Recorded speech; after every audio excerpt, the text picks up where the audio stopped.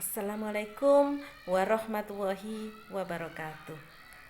Perkenalkan, saya Nini Anwarini, peserta pelatihan PCKS Provinsi Jawa Timur Angkatan 3 kelas SD 6. Di sini saya akan menyampaikan analisis 9 langkah pengambilan keputusan berdasarkan situasi pada kasus 4, yaitu Tari melihat sahabatnya Rara mengambil dompet milik Nina yang terjatuh di perpustakaan. Rara menganggapnya rezeki nomplok dan menyimpannya di tas. Tari menghadapi dilema antara melaporkan tindakan yang tidak jujur atau melindungi sahabatnya agar hubungan mereka tidak rusak. Langkah 1, apa saja nilai-nilai yang saling bertentangan dengan kasus 4? Jawabannya adalah nilai yang saling bertentangan adalah yang pertama, kejujuran dan keadilan. Artinya menuntut Tari untuk melaporkan atau menegur perbuatan yang salah. Yang kedua adalah kesetiaan dan persahabatan. Menuntut Tari untuk melindungi sahabatnya agar hubungan mereka tetap baik. Kedua nilai ini sama-sama baik namun bertentangan secara moral, karena mempertahankan yang satu berarti mengorbankan yang lain. Langkah kedua, siapa saja yang terlibat dalam situasi pada kasus 4? Jawabannya adalah pihak-pihak yang terlibat adalah 1. Tari, yaitu saksi sekaligus pihak yang mengalami dilema moral. Yang kedua adalah Rara, yaitu pelaku yang mengambil dompet tanpa izin. Yang ketiga adalah Nina, pemilik dompet yang kehilangan barangnya. Yang keempat adalah Busri, yaitu guru pustakawan yang bertanggung jawab atas tata tertib di perpustakaan.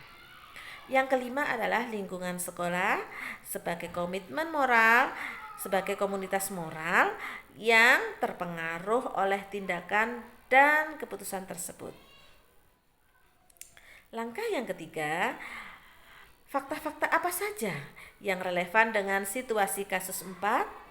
Maka jawabannya adalah yang pertama, dompet ditemukan di perpustakaan dan langsung disimpan di tasnya tanpa usaha mencari pemilik. Yang kedua adalah tidak ada orang lain yang melihat kecuali Tari. Yang ketiga adalah beberapa saat kemudian diumumkan bahwa Nina kehilangan dompet. Yang keempat, Tari tahu kebenarannya dan berada dalam posisi sulit antara menegakkan kejujuran atau melindungi sahabatnya. Yang kelima adalah tindakan Tari akan berdampak pada reputasi pribadi, hubungan persahabatan, dan nilai moral di lingkungan sekolah. Langkah keempat, pengujian benar atau salah yang mana yang bisa dilakukan? Yang pertama adalah uji legal, yaitu tindakan Rara merupakan bentuk pelanggaran hukum, yaitu mengambil barang milik orang lain. Yang kedua, uji regulasi, yaitu melanggar tata tertib sekolah dan nilai kejujuran siswa. Yang ketiga, uji intuisi, yaitu hati nurani Tari tahu bahwa yang dilakukan Rara salah. Yang keempat adalah uji publikasi. Jika keputusan ini diberitakan di media, masyarakat akan menilai bahwa tindakan membiarkan kecurangan adalah bentuk pembiaran terhadap ketidakjujuran. Yang kelima adalah uji panutan, yaitu seandainya menjadi Ibu Sri atau tokoh panutan, bahwa tentu ia akan menegur dan menyelesaikan kasus secara adil dan mendidik.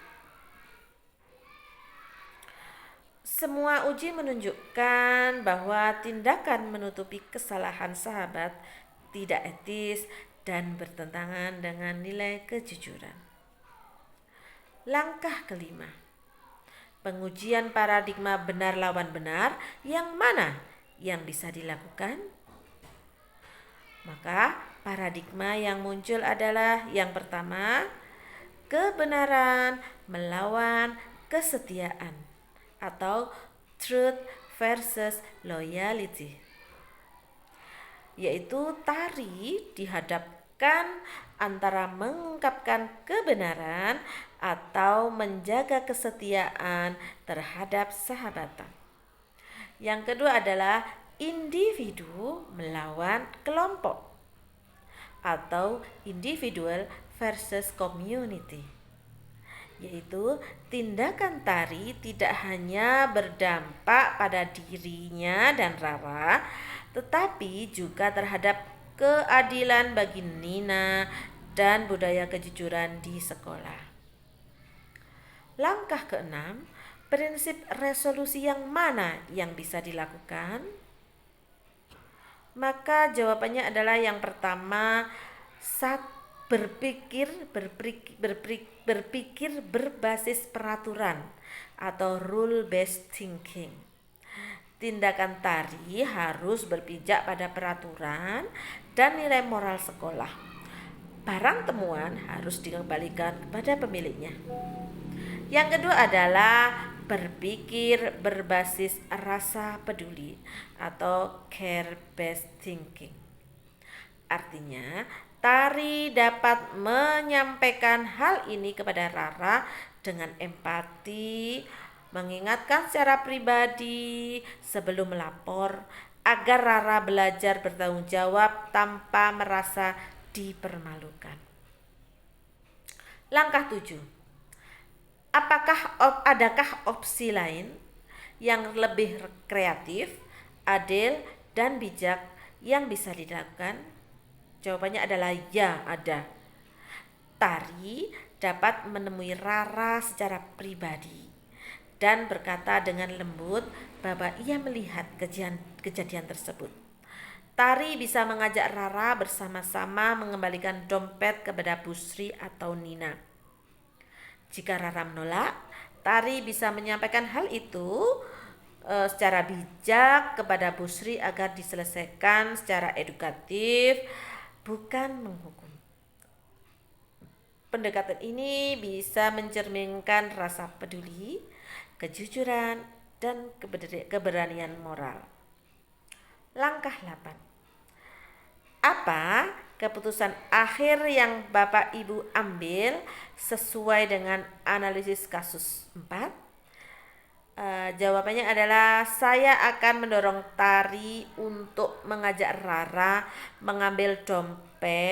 mengembalikan dompet kepada Busri atau pemiliknya secara sukarela.